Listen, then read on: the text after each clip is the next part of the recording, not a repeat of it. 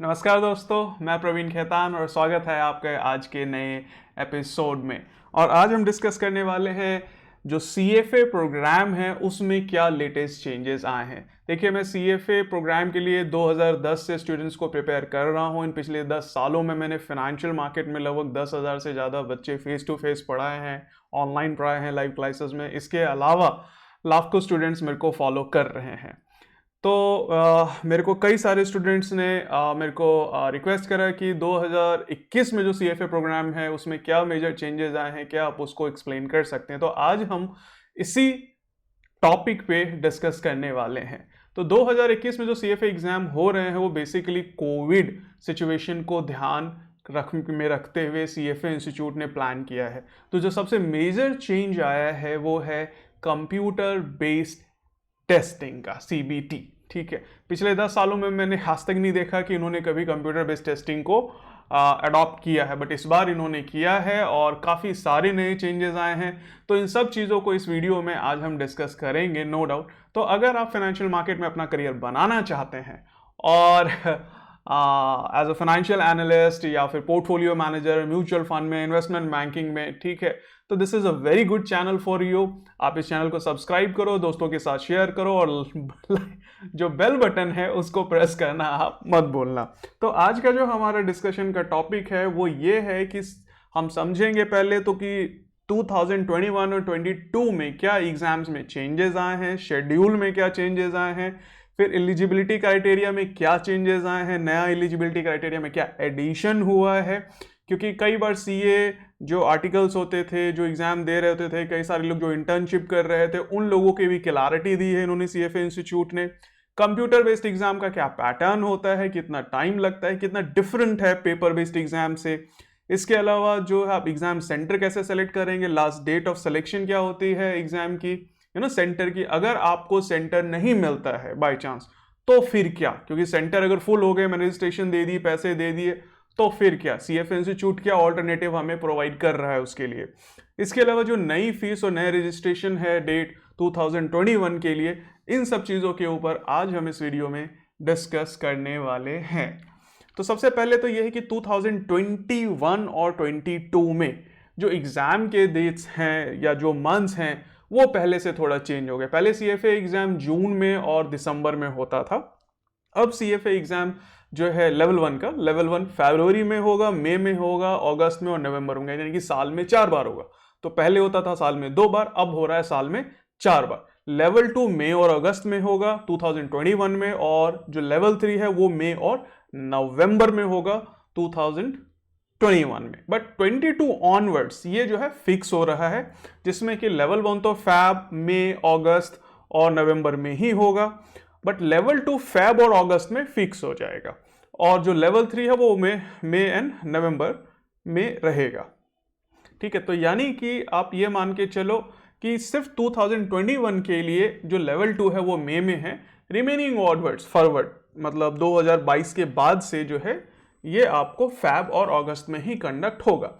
और ध्यान देने वाली बात यह है कि अगर आप लेवल 2 मई में दे रहे हैं तो आप नवंबर में लेवल 3 दे सकते हैं, यानी कि 6 महीने में आप लेवल 3 दे सकते हैं।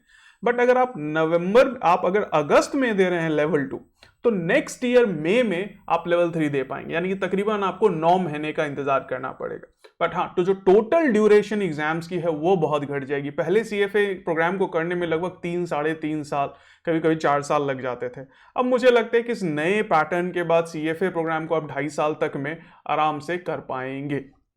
तो ये एक पॉजिटिव चीज़ है, आपको बहुत लंबा CFA प्रोग्राम को कंप्लीट करने के लिए टाइम इन्वेस्ट नहीं करना पड़ेगा। दूसरा है कि एलिजिबिलिटी क्राइटेरिया क्या है CFA प्रोग्राम को इनरोल करने के लिए। देखिए, अगर आप बैचलर हैं तो आप इनरोल कर सकते हैं।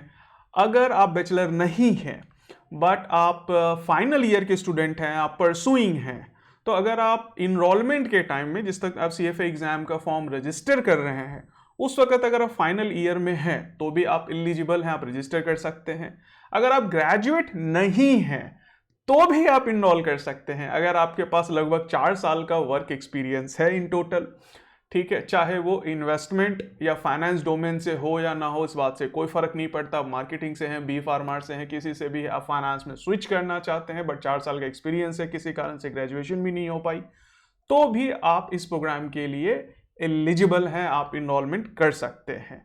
दूसरा, अगर आप इंटर्नशिप या आर्टिकलशिप कर रहे हैं, जैसे सीए होता है, चार्टेड अकाउंटेंट, उनका कई बार स्टूडेंट्स ग्रेजुएशन नहीं करते हैं, 10+2 के बाद सीए कर रहे होते हैं, तो अगर उन्होंने आर्टिकलशिप कंप्लीट करी हो 3 इयर्स की प्लस 1 साल का वर्क एक्सपीरियंस हो, टोटल 4 साल का उनके पास वर्क एक्सपीरियंस हो जाता है अगर आर्टिकलशिप फुल टाइम है, तो इसको भी सीएफए इंस्टीट्यूट एलिजिबिलिटी क्राइटेरिया में काउंट करता है और आप इसके लिए एलिजिबल है इनरोल करने के लिए, आप सीएफए प्रोग्राम में पार्टिसिपेट कर सकते हैं। अब एक चीज़ और है कि बहुत सारे स्टूडेंट जो होते हैं उनके पास पासपोर्ट नहीं होता रजिस्ट्रेशन के टाइम में, तो उसका कोई उपाय नहीं है, आपको पासपोर्ट के लिए अप्लाई कर देना चाहिए। और जब आप रजिस्ट्रेशन करते हैं तो आपको पासपोर्ट डिटेल मांगता है। तो बोले जी पासपोर्ट क्यों मांगता है? जो इंडियन पासपोर्ट है, नॉर्मल पासपोर्ट, इसलिए मांगते हैं क्योंकि it's a world wide examination centres पढ़ते हैं, तो आइडेंटिटी के लिए इनको एक वर्ल्ड वाइड जो है आइडेंटिटी कार्ड जो वर्ल्ड वाइड एक्सेप्टेड है वो उनको चाहिए। ठीक है, देखिए जो लोकल आधार कार्ड होता है या फिर लोकल आपका वोटर आईडी कार्ड होता है वो सिर्फ इस कंट्री में वैलिड होता है, हम यहाँ उसको आइडेंटिफाई कर सकते हैं। बट अगर इंडिया से बाहर किसी पर्सन की आइडेंटिफिकेशन चाहिए तो वो रिकॉर्ड जो होता है पासपोर्ट से ही मिल पाता है। तो सीएफए इंस्टीट्यूट जो है पासपोर्ट मैंडेटरी करता है कि अगर आप सीएफए एग्जाम के लिए अपेयर कर रहे हैं, रजिस्टर कर रहे हैं, तो उस समय आपके पास एक पासपोर्ट होना चाहिए। ठीक है, कई लोग शिकायत करते हैं यार पासपोर्ट नहीं होना चाहिए, मुझे भी लगता है कि ड्राइविंग लाइसेंस रख लेना चाहिए। जैसे एफआरएम प्रोग्राम है, एफआरएम प्रोग्राम में डीएल से भी काम चलता है, ड्राइविंग लाइसेंस पे भी वो लोग ले लेते हैं, तो मुझे लगता है सीएफए इंस्टीट्यूट को फ्यूचर में ड्राइविंग लाइसेंस अप्लाई अलाउ करना चाहिए। ठीक है, फिलहाल तो यही है। इसके बाद जो कंप्यूटर बेस्ड टेस्टिंग हुई है 2021 ऑनवर्ड्स, ये सारे एग्जाम जो हैं सीएफए लेवल 1, लेवल 2, लेवल 3 तीनों कंप्यूटर बेस्ड टेस्टिंग होगी। दूसरा हमारा जो क्या होगा, आपको पहले 2 स्टेप का ये प्रोसेस हो जाएगा। पहले आपको सीएफए एग्जाम के लिए रजिस्टर करना पड़ेगा, उसके लिए वो $450 आपको देने हैं। पेमेंट करने के बाद जो है आपको लेवल 1 या लेवल 2 जिसके लिए रजिस्टर करना चाहते हैं उसकी पेमेंट करें। फिर आपसे ये पूछेगा कि आपका एग्जामिनेशन सेंटर कौन सा होगा, एग्जामिनेशन सेंटर आपने सेलेक्ट करना है। फिर आपको उसमें ऑप्शन देंगे कि भाई कौन सी डेट को आपको एग्जाम देना है, तो लगभग 10 दिनों का विंडो देंगे एग्जाम का, उस 10 दिनों के बीच का कोई भी डेट आप ले सकते हैं। तो जैसे आपको फैब में एग्जाम देना है तो आपको फैब में एक डेट दे देंगे कि आपको अभी जैसे 21 या 22 फैब से लेके 1 मार्च तक के आसपास का डेट है, तो उस बीच में कोई भी डेट का स्लॉट आप ले लो एग्जामिनेशन सेंटर के लिए।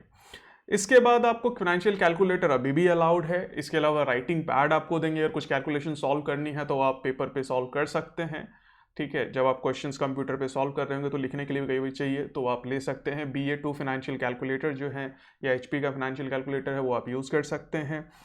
एज ए टोल यू कि 6 से 9 महीने का गैप होगा लेवल 1 में अगर आप लेवल 2 का एग्ज़ाम देते हैं तो। इसी तरह अगर आप लेवल 1 का एग्ज़ाम देते हैं, आप फेल हो जाते हैं तो दोबारा आपको अटेम्प्ट करने के लिए भी लगभग 6 महीने का वेट करना पड़ ही जाएगा।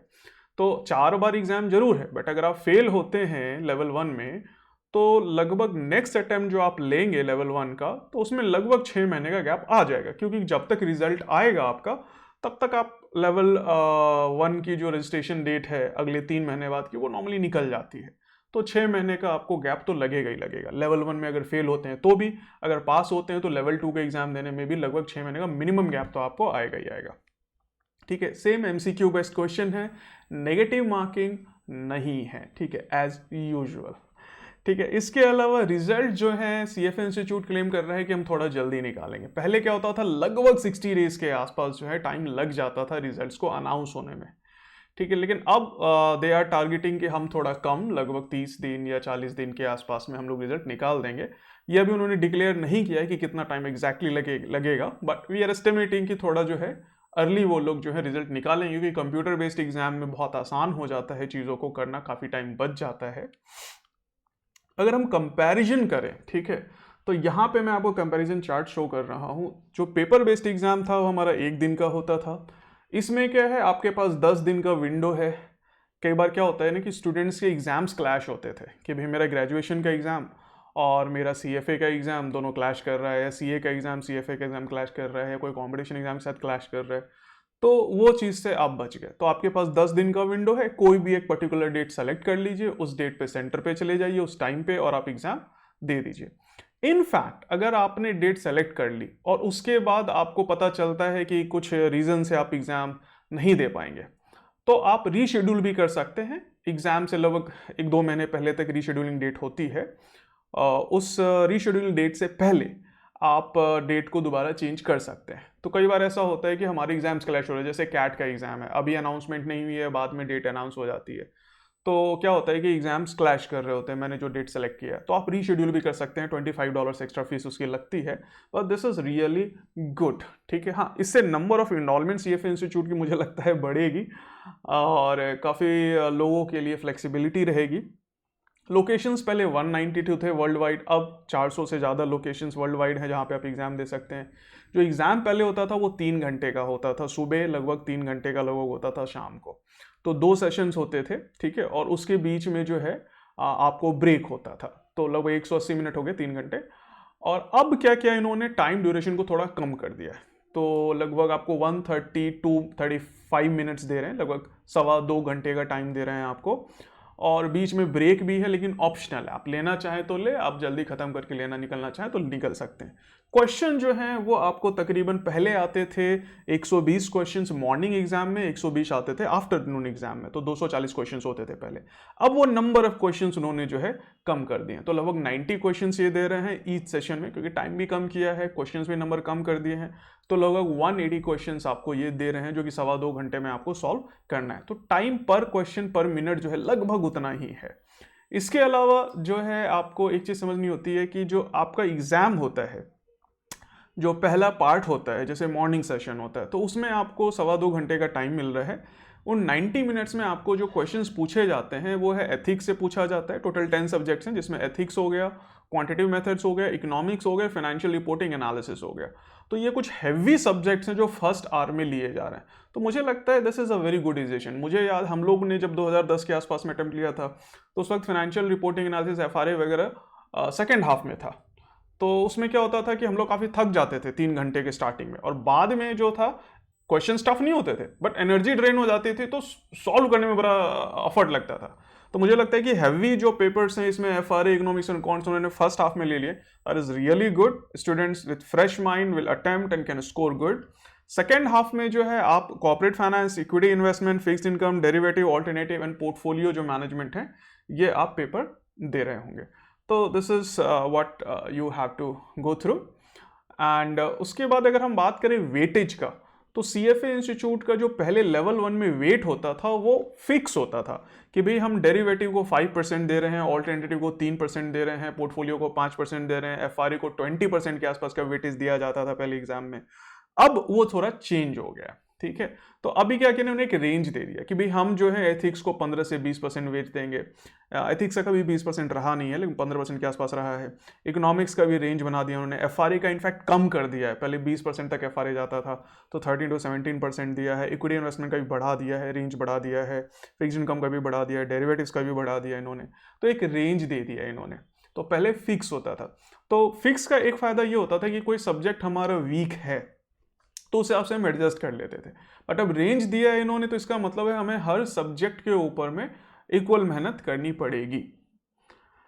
फिर अगर हम बात करें रजिस्ट्रेशन डेट जो हमारी फैब एग्जाम के लिए है 2021 के लिए, वो निकल चुकी हैं, वो 28 अक्टूबर को क्लोज हो चुकी हैं, जो लास्ट था। हाँ, एक चीज़ का आपको ध्यान देना, दिस इज वेरी इंपॉर्टेंट, मैं बार बार बोल रहा हूँ, जिन्होंने अपने सेंटर सेलेक्ट नहीं किए हैं, examination centre, 14 December 14 of December उसकी लास्ट डेट है। 14 ऑफ दिसंबर से पहले वो अपना एग्जामिनेशन सेंटर और टाइम जो है स्लॉट वो सेलेक्ट कर लें, ठीक है।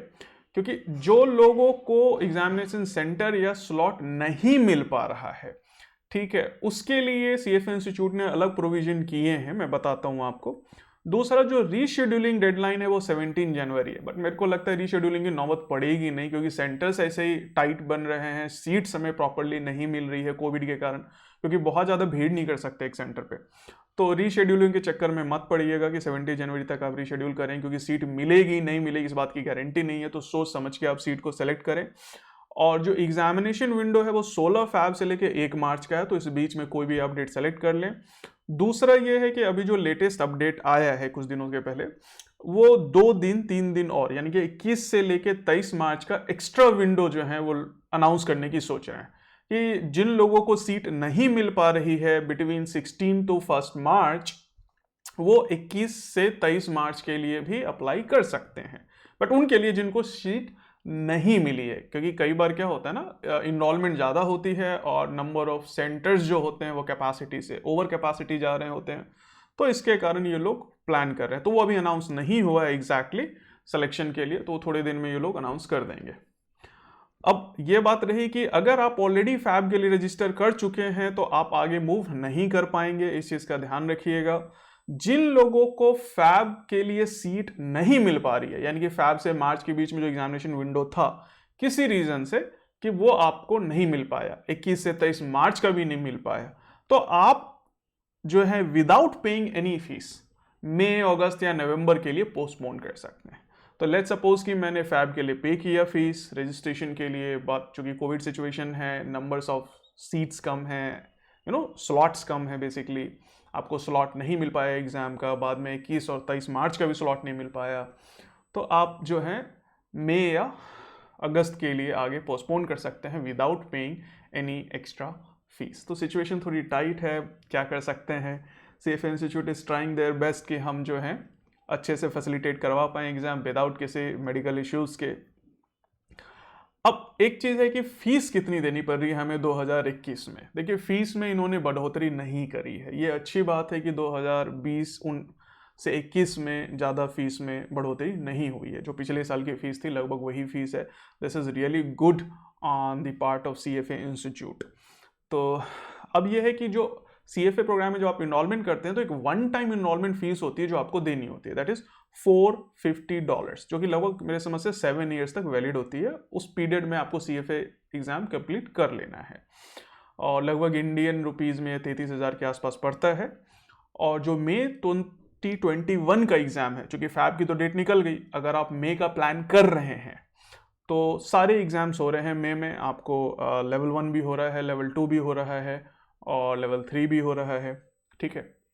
तो जो हमारा मई का एग्ज़ाम का फ़ीस है वो आपको 3 नवंबर तक इसकी अर्ली रजिस्ट्रेशन डेट है, और 3 नवंबर के बाद जो है आपको अगली डेट है 23 फरवरी तक की, और आपको 3 नवंबर तक आप रजिस्टर करते हैं तो अर्ली रजिस्ट्रेशन है। और इनफैक्ट 3 नवंबर निकल गया date, I am so sorry. तो 3 नवंबर अर्ली रजिस्ट्रेशन थी, जो कि आपको $700 तक में आपकी रजिस्ट्रेशन हो जाती। अब स्टैंडर्ड जो रजिस्ट्रेशन है वो स्टैंडर्ड है, लगभग 23 फैब 2021 तक की है स्टैंडर्ड रजिस्ट्रेशन। इसमें फीस थोड़ी सी ज़्यादा देनी पड़ती है, लगभग $300 आपको एक्स्ट्रा देना पड़ेगा अगर मई के लिए ट्राई कर रहे हो तो, और लगभग ये 74,000 के आसपास का कॉस्टिंग आएगा। तो आपको अगर लगता है कि मई के लिए आप प्रिपेयर नहीं कर पाओगे, देखिए टाइम काफ़ी है मई के लिए। नॉर्मली CFA एग्जाम की प्रिपरेशन के लिए आपको 5 से 6 महीने चाहिए, उससे ज़्यादा नहीं चाहिए, that is more than enough. लगभग CFA इंस्टीट्यूट रेकमेंड करता है कि 300 से 350 घंटे में आपका पूरा करिकुलम रिवीजन के साथ कंप्लीट हो जाएगा विद प्रैक्टिस क्वेश्चंस एवरीथिंग, ठीक है। मेरे को भी यही लगता है कि इतना काफ़ी है। In last 10 years I can say कि कोई भी स्टूडेंट 200 से 300 घंटे के बीच में अगर निकाल लेता है, major weightage goes to like solving practice questions, तो बहुत आराम से पास हो जाएगा CFA एग्ज़ाम। ज़्यादा टफ नहीं है, लगभग 40% स्टूडेंट्स पास हो जाते हैं हमेशा। तो अगर हम बात करें नेक्स्ट एग्ज़ाम के लिए, अगर आप अगस्त का प्लान कर रहे हैं तो सेम रजिस्ट्रेशन फीस $400 $450 आपको देनी पड़ेगी। और 21 का जो अगस्त का एग्ज़ाम होगा उसमें लेवल 1 और लेवल 2 ही होगा, लेवल 3 नहीं होगा, क्योंकि लेवल 3 जो है मई में और नवंबर में हो रहा है। और रजिस्ट्रेशन डेट जो है बिकॉज 2 फैब तक की है अर्ली रजिस्ट्रेशन, जिसमें कि आपको मात्र $700 पे करने हैं, तो आपके $300 बच जाएंगे अगर आप थोड़ा वेट करेंगे तो। पर मुझे लगता है कि 20,000 21,000 रुपये के चक्कर में आप 6 महीने अपने लाइफ के वेस्ट करो। पैसे का अगर सिर्फ मैटर है तो, अगर प्रिपरेशन के लिए टाइम नहीं है तो कोई बात नहीं है, बट अगर पैसे का मैटर है तो अगर मैनेज कर सकते हो तो मेरे हिसाब से आपको अपने लाइफ के 6 महीने बचाने चाहिए। याद रखिए, एक मरता हुआ आदमी डॉक्टर को 10 लाख रुपए भी देता है कि मेरे को 1 साल 2 साल की और ज़िंदगी मिल जाए। तो 20-25 हज़ार रुपये 6 महीने के लिए आपका प्रोफेशनल करियर जल्दी चालू हो जाएगा। It's not a big deal. 6 महीने में आप जो है 50,000 रुपये की सैलरी उठा रहे हो, तो आप सोच लो 3 लाख रुपये जो है सैलरी उठा लोगे। So that is what is there, so save your time. हाँ, अगर मनी मैटर नहीं करता है तो स्टैंडर्ड रजिस्ट्रेशन 4 मई तक का है। आप चाहें तो आप 4 मई वाला भी 2000 2021 के लिए आप कर सकते हैं। 2022 के लिए अभी रजिस्ट्रेशन ओपन नहीं हुई है, वो नेक्स्ट ईयर आपको 2022 के लिए ओपन होगी, तब आप उसके लिए रजिस्ट्रेशन कर सकते हैं। So that is there for now. तो अगर आपको ये वीडियो पसंद आए तो आप ज़रूर इसको लाइक करें और दोस्तों के साथ शेयर करें। अगर आपको लगता है कि आपको CFA एग्ज़ाम की प्रिपरेशन करनी है तो आप हमारी वेबसाइट पे विजिट कर सकते हैं, मैं उसका लिंक जो है डिस्क्रिप्शन में दे रहा हूँ। और कोई भी डाउट हो तो जो काउंसलर्स हैं हमारी काफ़ी एक्सपीरियंस्ड है, 6 साल 7 साल सबको एक्सपीरियंस है काउंसलिंग का, आप उनसे प्रॉपर करियर काउंसलिंग ले सकते हैं। कोई क्वेश्चन हो तो वो ले सकते हैं। इन केस अगर कोई ऐसे डाउट्स हैं जो कि काउंसलर्स नहीं ले पा रही है, so we have a team of 20+ faculties including me, ठीक है। So we will be happy to personally assist you on your career decisions. तो आप इस वीडियो को जरूर लाइक करें, again I am telling you, subscribe करें इस चैनल को, दोस्तों के साथ शेयर करें। मुझे इंस्टाग्राम पे आप फॉलो कर सकते हैं, इसके अलावा आप ट्विटर पे भी फॉलो कर सकते हैं। कोई डाउट है तो कमेंट इस वीडियो के नीचे आप पोस्ट करें। I am actively monitoring it and reply to your comments. Take care, till then, bye bye.